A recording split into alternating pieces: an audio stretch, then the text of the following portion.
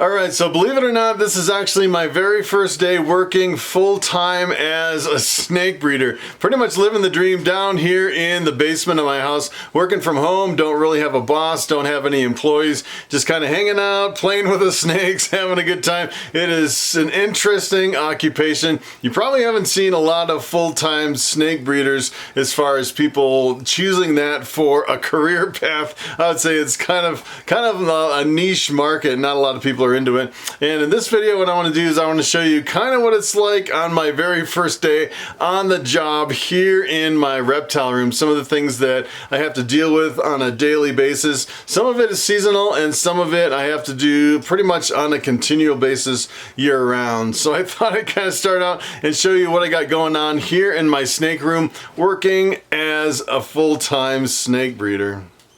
Alright, so here is my very first job of the day. Essentially where I'm at right now is I'm pairing up my males and my females for the first time of the year.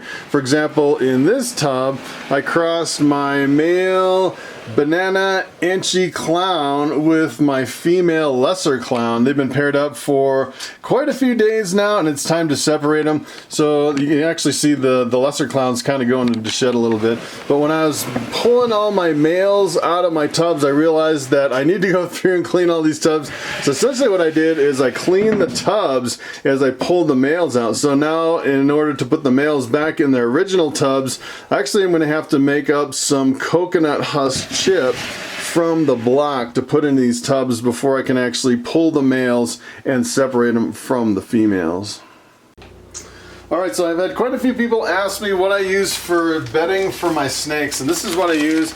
I use Prococo cocoa chip blocks, and it expands quite a bit. If you look at how big this is, it expands quite a bit, almost to fill this entire tote right here.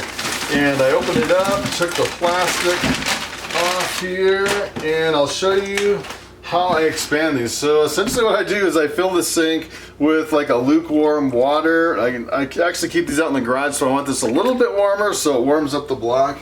And then on some of these blocks, they're super compressed to where they're really super skinny, and some of them are bigger, and the bigger ones seem to suck up water faster and kind of fall apart a lot easier. So what I do is I just kind of soak it just for a little bit, and then just after a few seconds I flip it and then soak it some more. And this is going really fast. Usually what I do is I let it expand just a little bit, maybe an inch or two above the water level here in my sink. Just kind of eyeballing it, and a lot of times it'll actually fall apart. I let it drain a little bit, and then if I'm quick enough, if I could get it before it falls apart too much. That one kind of made a mess.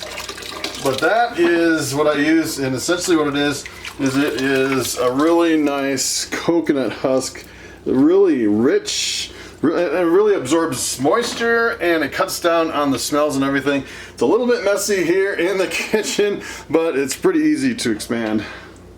Alright, so I actually have 9 tubs here because I have 9 males that I'm working through my rotation. And essentially what I do is I just pull a tub out and then put in a little cup so to kind of protect the coconut chip from going into the cup. I really just want a cup to keep it out of there so I keep it clean so it doesn't get in there and I have to kind of dig it out. And then I put just a little bit, maybe halfway, it depends on the size of the snake, and I leave the back open for the hot spot, essentially what I do. Then I just take the cup out, put in a new cup for the water, and that is essentially it. And then I'll just go through and keep doing that with all the tubs. And I actually could probably just keep going here. I never actually stacked them before. I think it would work fine. Just kind of stacking them and doing them like that without any problems at all. Since this is kind of an assembly line kind of a thing going on here, and just kind of keep stacking them like that. And I'll go through and I'll do all these tubs and then we'll go ahead and move the males. Alright, so I'm just finishing up my last tub here, and it looks like we have still about, well, maybe about, I'd say maybe half of a block left. So maybe not quite half. So I'd say this could probably do another maybe 3 more tubs. I'd say maybe it could do 12 tubs of an ARS 5040 per 1 block of coconut husk. Alright, so from here what I'm going to do is I put all the tubs back in the rack, and I'm just going to go through and top up the water before I put in the snake. And I don't like it too high to where if I start closing it, it kind of overflows. I like it just about that high to where it doesn't spill all over the place. Alright, so from here essentially what I do is I just take the male and I move it from one tub to the other. So this is the new tub I want to move them in, and this is the old tub. So before I actually move them, the first thing I want to do is make sure they're not locked, they don't have their tails twisted together, and they're not copulating. And then I'll move this guy over into his own enclosure over here. And what I'm going to do is I'm going to actually go through and feed these guys for the next couple weeks, and then after they eat, I'll pair them up again and just kind of go through the whole rotation. And I don't really organize my males very well through here. Essentially what I do is I just kind of randomly put them, so I actually have males kind of strewn all through my rack. I don't really have a rhyme or reason as far as the placement in the rack. I just kind of go through and move them like that. So some of these actually are on magnetic stickers, and some of them I still need to put over to magnets. I actually ran out of the magnets, and I have to actually move them back to from like the sticky to the magnet. And let's take a look at this guy over here. Look at how big this female is. She is really big. They're definitely not locked together. And I'm gonna take this. This is actually a scaleless head, 50% het caramel albino. Shooting for the totally scaleless visual caramel albinos, and this one looks just like a normal. He's doing really good. They're actually copulating just not too long ago, so I'm almost confident that that one's gonna lay. She's been eating really well. What else do I have down here? I have another, essentially the same thing as the other one. This is a 50% het caramel albino, and these guys, it's kind of hard to tell if these guys are actually locked together or not, which is, I don't actually think they are. No. He's been in there for quite a while, and that's the thing, you really don't want to separate them if they're locked together. And you definitely don't want to mix up the labels on these guys either. So I actually drop this down here. This is another male, scaleless head, 50% het caramel albino. And we'll get ready for the next one here. I'll just kind of show you what kind of males I have that are in my collection of females. I usually just keep all the female breeders in this rack over here. This one is my pastel desert ghost male, crossing it with my female pastel calico. We'll see if these guys actually go. This is a really beautiful snake. This is, people are asking, what does the visual desert ghost look like? And that is a pastel desert ghost, a really beautiful male. Good looking snake. So that is that one. I have to definitely move the label over here and try not to take a bite from that girl. So we'll see. Hopefully those guys will actually breed. And then I'll show you what else I have. I have my coral glow with my pinstripe. See if I can grab the sign and the snake. So I have a really big, huge pinstripe over here. And as a matter of fact, what I'm going to do is I'm just going to move this guy. I have to actually go through and clean all these tubs. And, all right, let's see if I can do this with one hand and a camera in my hand with the snake and the label all at once. It's a little bit awkward. Let me move the light so you can see my coral glow. Really beautiful male coral glow. This one's 100% het pied. Good looking snake. He's really produced some beautiful coral glows for me in the past. Proven male is doing really good. He's a male maker, so all the baby coral glows come out male. And I think this time I'm actually going to open one of these tubs up, so I don't have to struggle with the snake and the sticker and the tub and everything. So let's see, take a look over here. This is, we'll move my male calico bamboo, really beautiful snake. These guys, looks like somebody shed out, and it doesn't look like they are locked together. Definitely don't want to disturb them if they're locked. They've been in there for quite a while. This is actually, ooh, this guy looks like he's stuck in a shed a little bit, which is kind of interesting. First time he's ever been stuck in a shed. Might have to do a little soaking on this one. That is my male calico bamboo. Really beautiful snake. All right, so on this one, I'm actually pairing my bamboo lesser with my normal female. Should get half bamboos and half lessers.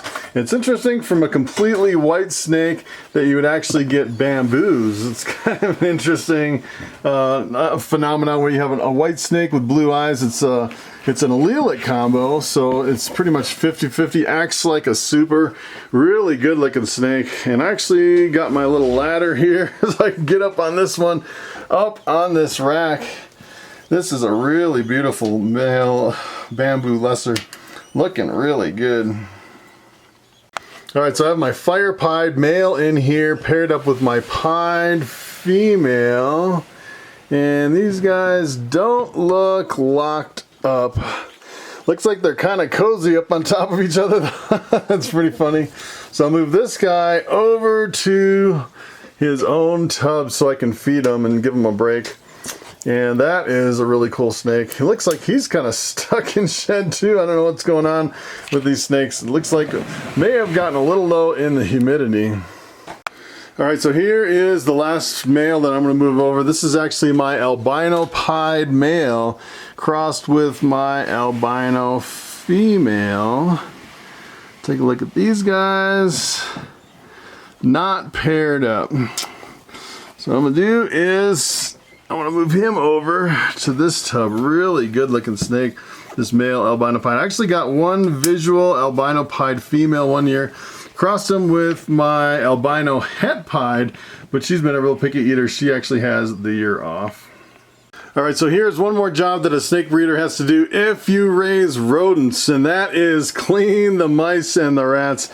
And essentially these racks are so easy to clean, especially with these domesticated mice. They don't really jump out of the tubs in most cases unless they get kind of to the hopper size. Essentially what I do is I just kind of pick them up and move them right over into the new tubs right here. And you can actually kind of put them on top of each other and move them just kind of like this. And these little hopper mice right here are probably the perfect size for some of my ball python hatchlings that just hatched out.